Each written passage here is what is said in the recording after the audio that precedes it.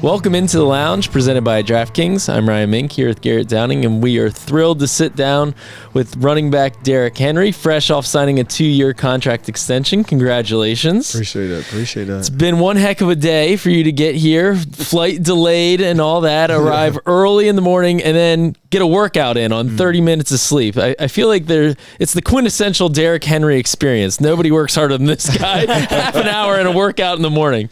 Yeah, I got in like 3 a.m., waited on my bags, which probably took like 30, 40 minutes, and like a 30-minute drive home. So by the time I got home, it was like 4:45. I wanted to get up here around like 6:15, 6:30.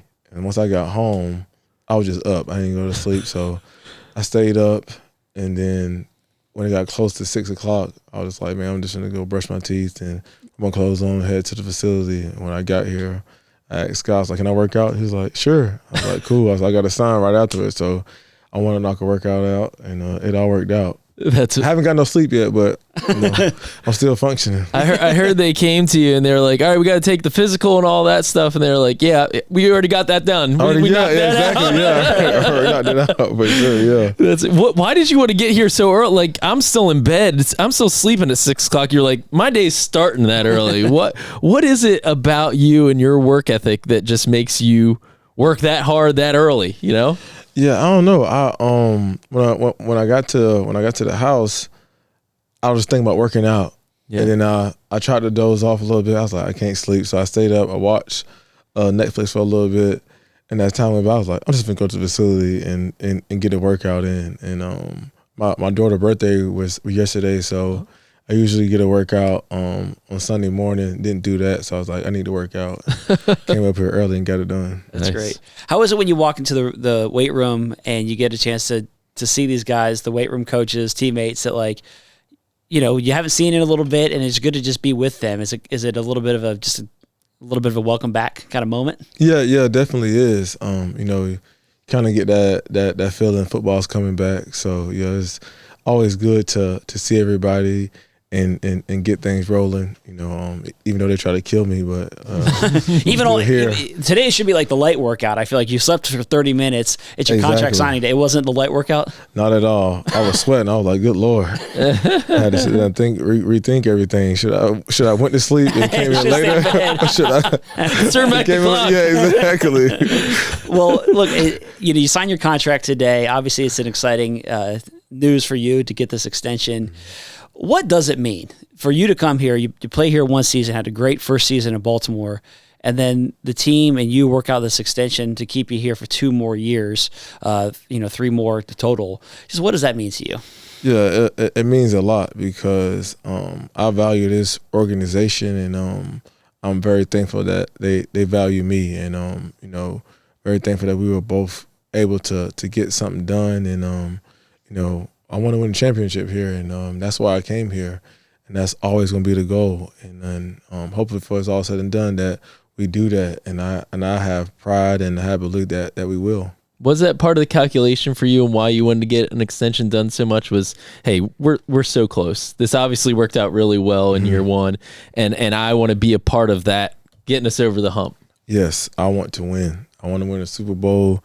That's why I came here to win a Super Bowl. I feel like we have everything we need to do that. It's just that we got to do it. And I definitely want to get this done. So, I can have more years to be able to help them accomplish that. And, I'm excited for this season, and that's the focus. When the season ended, were you immediately thinking, I know reporters asked Eric DeCosta, they're like, how about the possibility of a contract extension for Derrick Henry? Is that likely? And he said, well, I have his picture hanging up in my office. That should tell you how I feel about Derrick Henry. Yeah, he sent it to me. Did you know, like, as soon as the season ended, or how soon did you know, all right, you know what, I want to work on an extension as well? Yeah, I mean, I didn't know when it was going to come about. I saw when he said that, and I was hopeful that we would be able to work on something. And as time went on, we got into that focus, and it came to a reality, and I'm very thankful. And even after the season, all I can think about, dang, we came up short, and you don't get over it. You just learn how to deal with it. Mm-hmm. and yeah, definitely feel to go into this next one. Are you a guy that uses like a previous season as motivation moving forward? Oh yeah, definitely. Definitely for sure. Just how last season ended. We were right there, and you just come up so short, and just had so many high standards and expectations. For that year, and like I said, we fell short. So just more motivation and more fuel than there was last year to get the job done. You talk about like wanting to win this championship, and this team, the core is intact. I mean, you guys are bringing back, especially on offense, there's like really no changes for the most part. Was that part of it too, that you're like, hey, this is the team is in place, the pieces are in place, the window is open, and like this is the time? Yes, I think you said it perfect. That's exactly how I feel about it. And I feel like, we have everything we need to go do it. We just got to do it, and I think, you just put the work in now and put emphasis on it, hold each other accountable, push each other every single day on all three phases of the ball to be able to go do it. And I think as long as we do that each and every day, then we give ourselves a chance. But I think we have everything we need from top to bottom to do it. We just got to do it. You're coming off a season in career high in yards per carry. And, yes. And I know people ask me and Garrett too, just how does, you were around Derrick Henry. How's this guy do it? Like, this guy's still so productive, fantasy football owners. This guy's still producing for my fantasy team, right? And I'm like, look, if you met Derrick, a rare person, the work ethic, and rare athlete, obviously. And like, I just feel like you're the exception to the rule, right? That has been with it, with running guys. Yeah. In your mind, like, do you feel like you're still even ascending in your career, and how do you keep producing at this high a level? Yeah, I mean, I think I still feel like I can do even better. And it helps having Lamar Jackson beside you as well. So I'll take that any day. And these guys are just hungry. Lamar is hungry. Receivers, tight ends. That's why we have a good core group and the O-line who did an outstanding job. For me to have the success I had. So I think just the core on offense and the talent that we have, it just gives everybody opportunity to make plays and have success, and that's what makes it so fun, and a lot of young guys that make me feel young as well. So I asked Coach Taggart this question, but I want to ask you.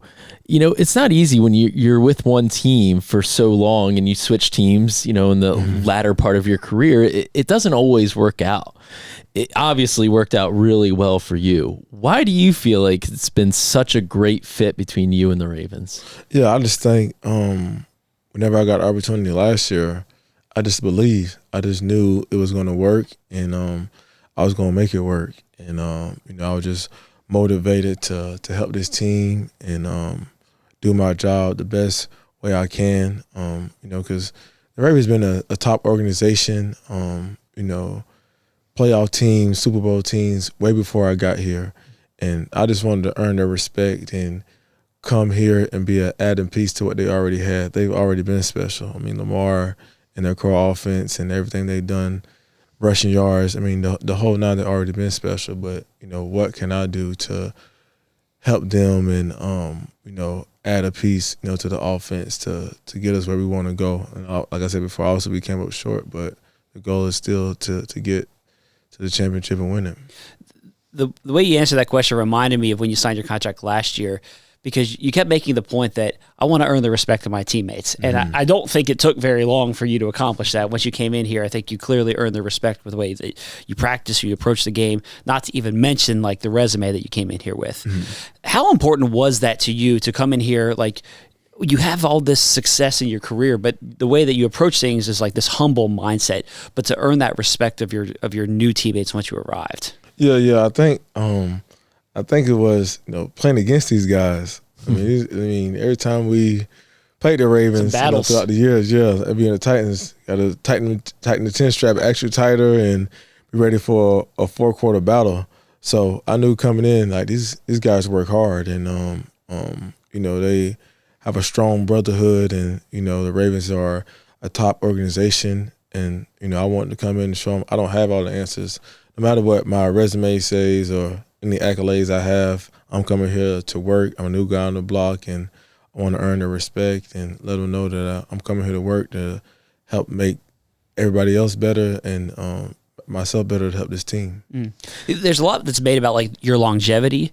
And the way I look at it was, we were just talking about it, like, it's not hard to see why you've been so, like, the longevity has been there because of the way you work, but it's hard to do that. Like, it's just hard to do the work and have the routine and be as regimented as you are. How are you able to maintain that, like that level of work ethic and drive, even at this, the discipline? We have a lot of cheat days, Garrett and I, right? I feel like you have like no cheat days. No, I have cheat days. Your cheat day and my cheat day makes me feel better. I have cheat days. I don't know, man. I just I love this game. I love competing each and every day, getting better. Trying to be the best, trying to be great. As a kid, I always, watch the great ones, and anything I can take from anybody that, helped them and help them be better, and the results, it was all proven. I always try to do that, and I'm a sponge to any knowledge from anybody that's older than me, younger than me. I always try to take in accountability of, how can it help me get better, and that's just my focus, man. I love getting better. I love working out. I love, focus on trying to be the best in my position, and helping the ones that's even younger than me, and just trying to be an inspiration to kids and anybody that's trying to do great in life. You talk about being an inspiration. I think you also inspired other running backs around the league, right? And there's a big narrative the past couple of years about, hey, running backs were undervalued in these things. And you and Saquon Barkley signed with new teams, and obviously great success, right? Yeah. Do you take pride in the fact that you helped prove, hey, you might want to reevaluate that and the importance of a running back? Yeah, and the thing about it is just so cool because you look back at that time, and running backs were at the bottom of the totem pole, and it was kind of looking rocky for us. And we all came together and made that group message on Instagram, and just talking about different ideas, what we can do to try to help the market and bring the value back up, and getting on Zoom calls and trying to have ideas of what we need to do. And I think we didn't say it, but I think we knew it. Play better, show your value, go out there and show it on Sundays to get the opportunity. And Christian had a great year that year. Obviously they fell short in the Super Bowl, but he still had a great year. And he get an extension, which helped the market a little bit. And then that motivated us, guys like me, Saquon, Joe Mixon, Josh Jacobs, Swift, Swift, yep. Tony Pollard. Alvin Kamara got an extension during the season.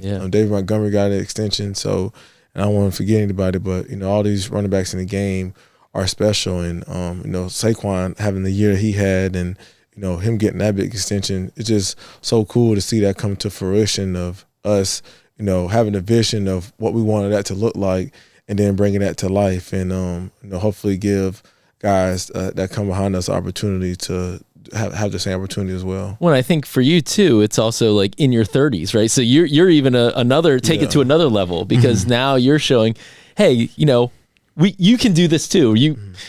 They're not exactly you, but if they work hard, right, and they have the success that you can, then they can do that. Is there some pride with that also? Yeah. I mean, because the stigma once you get to 30, man, it's they're ready to throw you to the wolves. But I try not to focus too much on the age and focus more on the work, and how can I get better and how can I be better. And there's plenty of guys that have been in their 30s and had some of their best years. Even better than their 20s. And me, just my focus just how can I be better than the year before, and what I need to work on to be better as well. I'm curious. You've talked a lot about Lamar Jackson, and we all see what you guys do on the field together. And you've talked about just the impact that he has, how it opens things up for you on the field. But I was always impressed and struck by the way that you guys off the field seem to have this connection. You're often talking in the locker room, on the practice field. You guys always kind of seem to be side by side. How has that connection been so important to you in your time here? Yeah, man.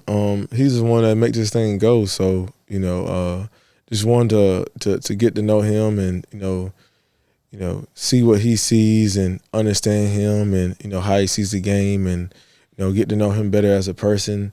From going against him all these years and just like let's beat this guy. He's dude is so tough, and you see why he's so special by the way he works every single day and why he gets the results year after year. Because he's the best player in the league, and you see it by how he works on his craft, how intentional he is, the leadership he has, how he holds everybody accountable in practice, and then it translates to the game. And and another thing, we're Florida boys, so Florida guys have a connection. Florida guys, that just happens naturally, for sure. Was there anything when you started playing the game with him that surprised you with the way that he sees things on the field? Like, you would watch it from a distance and we see the highlights and all that stuff, but like when you're there in the backfield with him, was there anything that was surprising to you about the way he sees the game and how that makes things go from an offensive standpoint? Oh yes. The first time I was like, this dude is unbelievable, was a Bengals game when we played them in Cincinnati. And no knock to anybody in Tennessee, but like in Tennessee, if we get down by 2 scores, it's pretty much tough. But anytime they score, we going right out there, bam, bam. Anytime you thought the play was over, it wasn't over. Just like the one where he stiff arm again, broke the tackle, and threw it to Likely in the back of the end zone. I'm like, this dude is incredible. Like, this is crazy. And like, we were just never out of the game. Even when, they would get up, they get comfortable, we would come right back down and score. And then, like, even in being in the game, it's just like, you think he's down, he's not. You got to stay moving because he's trying to create a play off a scrambling, and, you just find the space and getting open. So, it's never over with Lamar. And, I think that's what makes him so special. And once you understand that, then, you benefit from it as well. That's one that makes me think about, when you were on the Titans, the game plan always going against the Titans was try to get up early so they can't hand the ball to Derrick. If we could take Derrick Henry out of the game, we're going to have a much better chance of winning this game. But it's not that case. No, you can't do that with him. It is never over. Yep. And even like you said with the Titans, you take me away, then, we got a good chance to win. But with him, I ain't even play that much that game. I was just on the sideline watching him. I'm just like, this dude is incredible. Like, this is crazy. I'm interested in, I think it was in one of the Steelers games, and our Ravens Wired picked this up, and you thanked Coach Taggart. You made a specific point of saying, Coach, man, you helped me see that. You helped me see that hole or whatnot. How has Coach Willie Taggart really helped you in your career? Yeah, just just the details of everything. I'm doing this offense.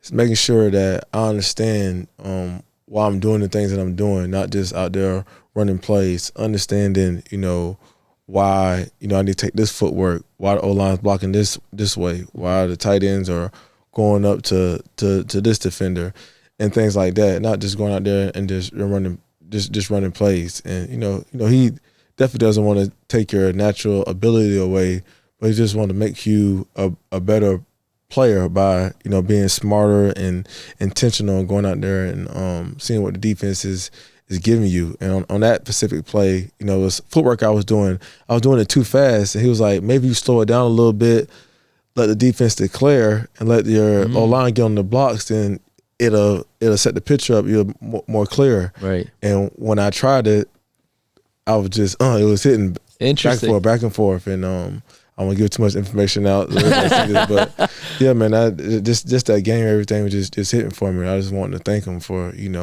having the patience with me, and because he was on me the whole season. He was like, you listen to me. I'm telling you, and I finally did it and it happened. But yeah, that's great. Did last year work out even better than you thought it was going to be when you first signed with the Ravens? Oh yeah, for sure. Only thing that didn't work out, we didn't get a championship because I thought for sure that's what we were doing. But hey, we're gonna get another shot at it. But yeah, yes, for sure. Cool. My last one is, we've seen the videos of you run up the hill. Talk me through these hill workouts. Is this something you've always done? What's the deal with the hill workouts? Yeah, I saw I heard the old stories of Walter Payton and Jerry Rice running the hills, and I was talking to the guys I trained with. I was like, man, let's find a good hill, and I think that started in about 2020, and ever since then I've gotten great results from it. So I've probably this off season, I probably ran them more than I've had in any other season. I ran them a lot, and I probably run about between 14 to 15 and 16 sprints. Okay. Woo. Going up the hill with chains and everything. It's a good workout, but it's worked for me, so that's why I've been sticking with it. And then a lot of guys always hit me up like, "Where that hill? Where is the hill?" I was just gonna say, dude, the hill of legend. Now. Is there like a crowd that grows here as you're out there running these hills? Yeah, I mean, because people always ask like, where are you running hills in front of people's houses? Like, what if somebody looks outside their window and be like, well, "What's Derrick Henry here?" Running hills. And it's actually a school right there. So, I mean, I've had kids come over and people actually come down and come talk to us, and people ride by in cars.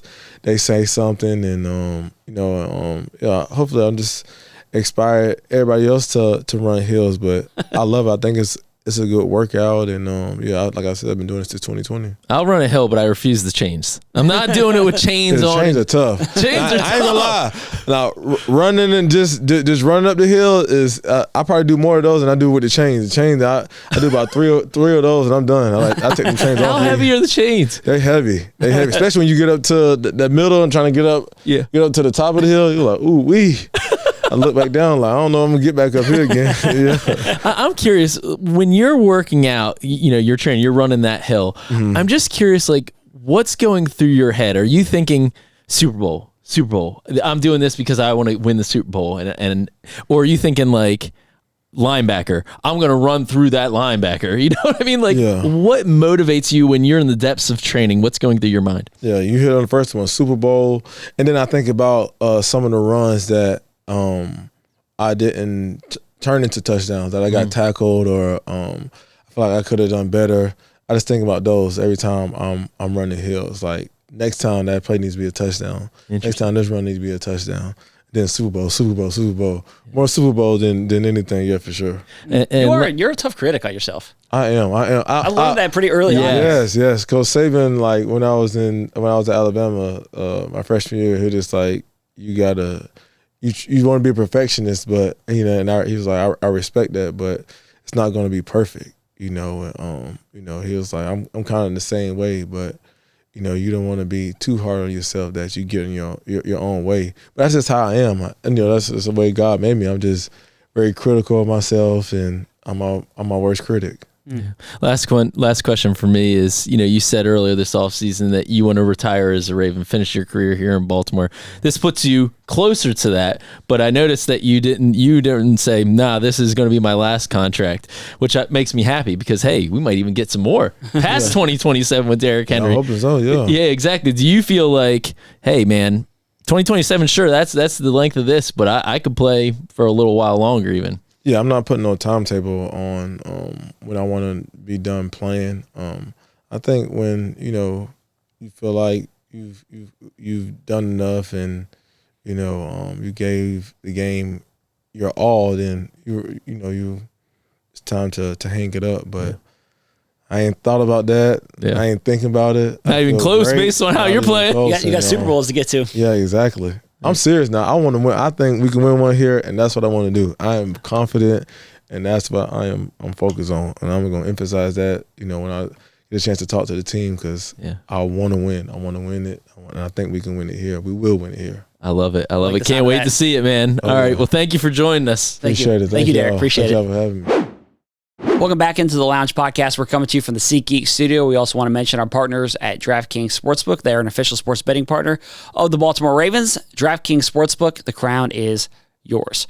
big thanks to Derrick Henry for joining us. He's a great player, great guy, and just really enjoyed the conversation with him. I thought it was.